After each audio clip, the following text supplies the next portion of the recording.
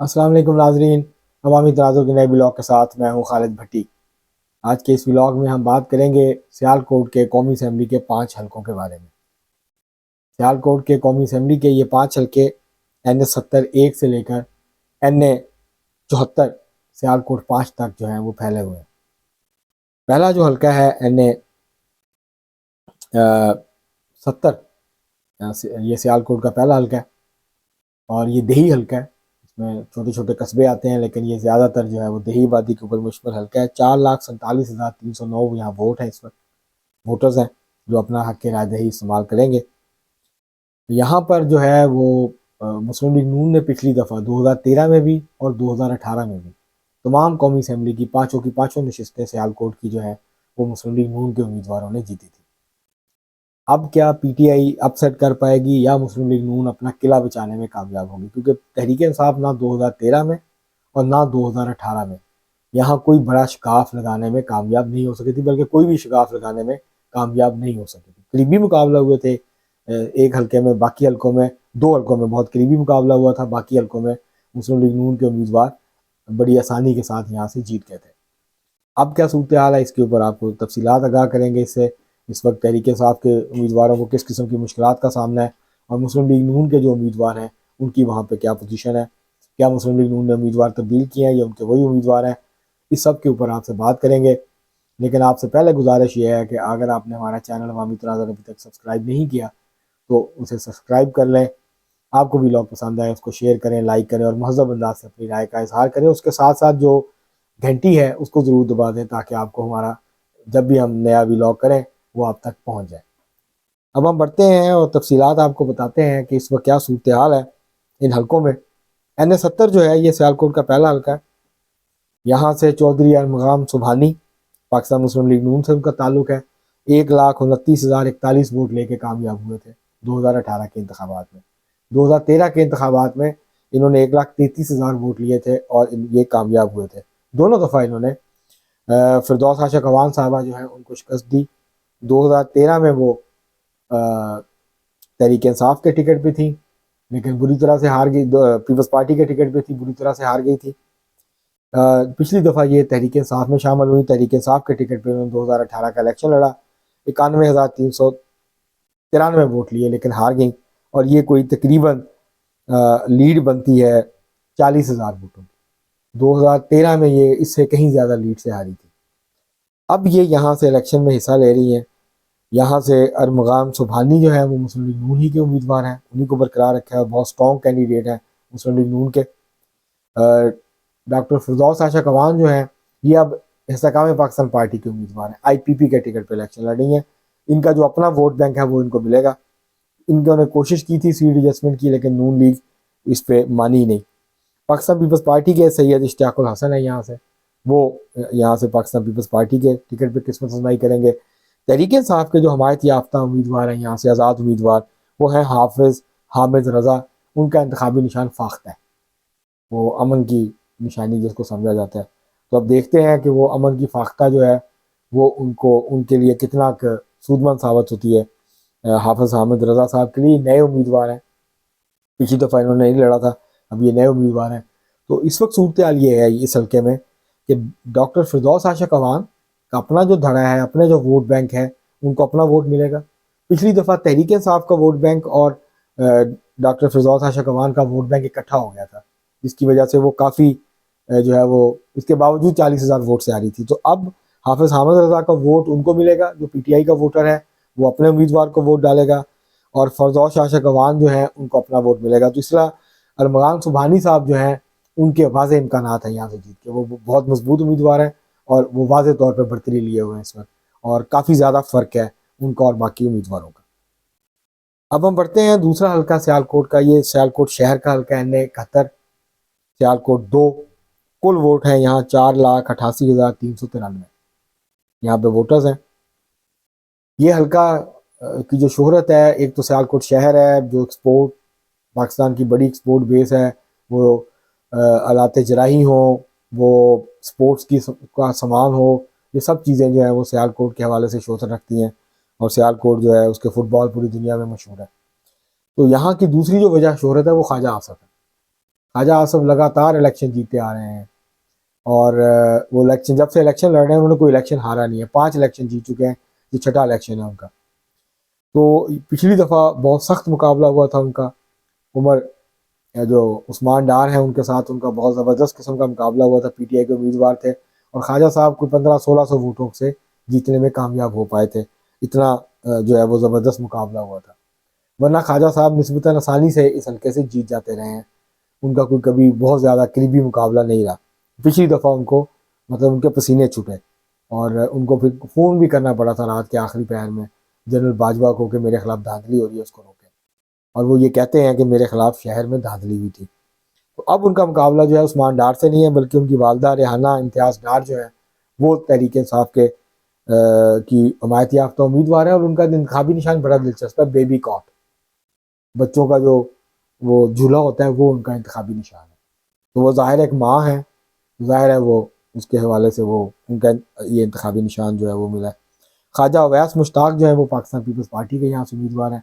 Pakistan peoples party कभी मजबूत हुआ करती थी सियालकोट में, लेकिन अब उसकी पोजीशन काफ़ी वीक है। तो ये कोई उम्मीदवार तो मौजूद हैं लेकिन कोई बहुत ज़्यादा वोट जो है वो नहीं मिलेंगे।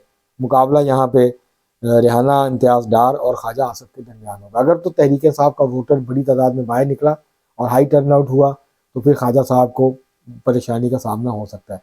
अगर टर्न आउट जो है वो 40-45% से करीब रहा, 50% से ऊपर नहीं गया, तो फिर ख्वाजा साहब यहाँ कंफर्टेबल पोजीशन में होंगे और वो एक मजबूत उम्मीदवार भी हैं वैसे, तो वो चांसेस यही हैं, इम्कानात यही हैं कि इस हल्के से वो जीत जाएंगे।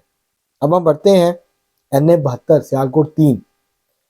यहाँ ये जो है ये बेसिकली हल्का है पसरूर, तहसील पसरूर के ऊपर मुश्तमिल हल्का है। इस तरह पिछला हल्का मैंने बताया था NA 71 ये शहर का हल्का है और इर्द गिर्द के इलाकों का हल्का है, कंटोनमेंट भी इसमें आता है और सियालकोट शहर भी आता है, तो इसलिए पीटीआई का यहाँ वोट बैंक है वह उस हल्के में। यहाँ अगर की हम बात करें पसरूर की, तो पिछली दफ़ा यहाँ बहुत करीबी मुकाबला हुआ था। यहाँ से अली जाहिद हामिद जो हैं, जाहिद हामिद के साहबजादे, वो यहाँ से जीते थे। 97,235 वोट लिए थे उन्होंने। उनके मुकाबले में थे चौधरी गुलाम अब्बास, उन्होंने 93,000 से कुछ ज़्यादा वोट लिए थे, 4,000 वोट के फ़र्क से वो महज इलेक्शन हारे थे। उससे पहले यहाँ 2013 में, 2008 में और 2002 में जाहिद जो है जाहिद हामिद जो है वो कामयाब हुए थे। 2002 में उनके पास काफ लीग का टिकट था, 2008 और 13 में उनके पास मुस्लिम लीग नून का टिकट था, लेकिन 13 में वो नहीं लड़े, उन्होंने अपने बेटे को लड़ाया। अब फिर उनके जो साहबजादे हैं वो मैदान में हैं। उनका मुकाबला इस दफ़ा चौधरी गुलाम अब्बास से नहीं है, बल्कि पीटीआई ने यहाँ से अमजद अली बाजवा हैं उनको टिकट दिया है। अब ये बहुत ज़्यादा मजबूत उम्मीदवार नहीं है, इनका अपना कोई बड़ा धड़ा नहीं है वहाँ पे वोट बैंक का। तो यहाँ पे जो पाकिस्तान पीपल्स पार्टी है उन्होंने मलक नदीम अवान को यहाँ पे टिकट दिया है। गुलाम अब्बास पहले पीपल्स पार्टी में होते थे, ये बड़ा करीबी मुकाबला होता था इनका, 2002 में भी 2008 में भी बहुत करीबी इनका मुकाबला हुआ था जाहिद हामिद से, लेकिन फिर ये पीटीआई में चले गए, लेकिन पिछली दफ़ा भी जीत नहीं पाए। तो अब ये देखना है कि अब वो आज़ाद हैसियत से इलेक्शन लड़ते हैं क्या करते हैं, अभी वाज़ेह नहीं है। तो बहरहाल यहाँ पे जो है वो अली जाहिद की जो पोजीशन है वो काफ़ी मुस्तहकम और मजबूत नज़र आ रही है। अब हम बढ़ते हैं NA 73, ये तहसील डस्का के ऊपर मुश्तमिल हल्का है। यहाँ कुल वोटर हैं 4,53,104 और यहाँ पर जो है पिछली दफ़ा सैयद इफ्तिखार शाह जीते थे इलेक्शन यहाँ से और काफ़ी मार्जिन से वो उन्होंने यहाँ से कामयाबी हासिल की थी इस हल्के से, वो जीत गए थे यहाँ से। अली असजद मली जो है वो दूसरे नंबर पर रहे थे तहरीक इंसाफ के टिकट पे और तीसरे नंबर पे यहाँ पे जो है वो पाकिस्तान पीपल्स पार्टी के जो उम्मीदवार, बल्कि तहरीक लबैक के उम्मीदवार आए थे यहाँ से। तो यहाँ पर जो है अब सूरत हाल ये है कि नौशीन इफ्तिखार जो है, बाई इलेक्शन हुआ था यहाँ, तो उस वक्त जो इस हल्के से उनकी साहबजादी ने इलेक्शन लड़ा था नौशीन इफ्तिखार ने। पहला इलेक्शन कालअदम करार दे दिया गया था धांधली की वजह से, पीटीआई ने धांधली की थी यहाँ से। उसके बाद फिर दोबारा इलेक्शन हुआ था, तो बाई इलेक्शन, तो उसमें नौशीन इफ्तिखार जो है वो जीत गई थी मुस्लिम लीग नून की 10-12 हज़ार के मार्जिन के साथ और अली असद मली जो है वो हार गए थे। अब नौशीन इफ्तिखार दोबारा यहाँ से मुस्लिम लीग नून की उम्मीदवार हैं, अली असद मली तहरीक इंसाफ के उम्मीदवार हैं, लेकिन दायर है उनके पास वो बैट का इंतखाबी निशान नहीं है, दूसरे इंतखाबी निशान पर लड़ रहे हैं। और राना महमूद अशरफ जो हैं वो पाकिस्तान पीपल्स पार्टी के यहाँ से उम्मीदवार हैं। तो अब ये देखना होगा कि यहाँ पे अली हजरत मलिक किस किस्म की कारकर्दगी का मुजाहरा करते हैं, क्योंकि अब ना हुकूमती सपोर्ट है उनके पास और ना उनके पास बल्ले का निशान है।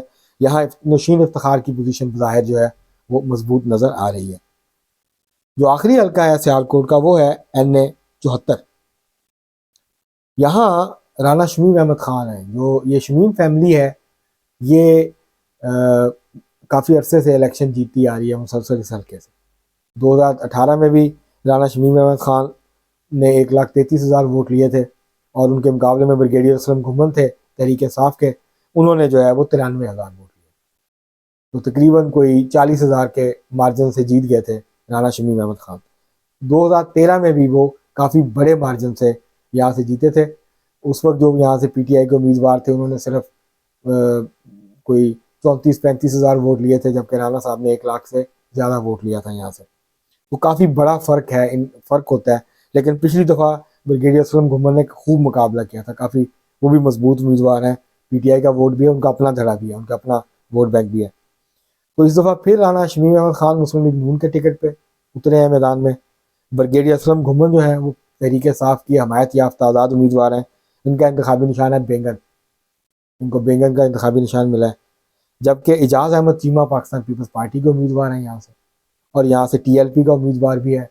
पिछली दफ़ा यहाँ से मैं आपको ये बताता चलूँ कि तीसरे नंबर पे जो उम्मीदवार आए थे वो ज़्यादातर हलकों में वो TLP के उम्मीदवार थे। इवन ये जो मैंने आपको बताया ये जो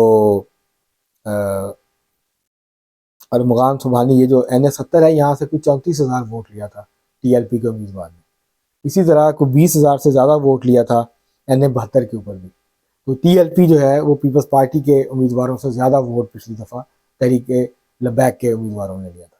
तो अब देखते हैं कि पाकिस्तान पीपल्स पार्टी जो है वो अपने वोट बैंक में इजाफा कर पाती है और वो तीसरे नंबर पर आती है या नहीं आती। लेकिन लगता यही है कि मुस्लिम लीग नून अपना किला बचाने में कामयाब होगी और इस दफ़ा फिर पाँचों की पाँचों कौमी असम्बली की जो नशिस्तें हैं ज़िला सियालकोट की, वो मुस्लिम लीग नून के हिस्से में आती हुई नज़र आ रही हैं।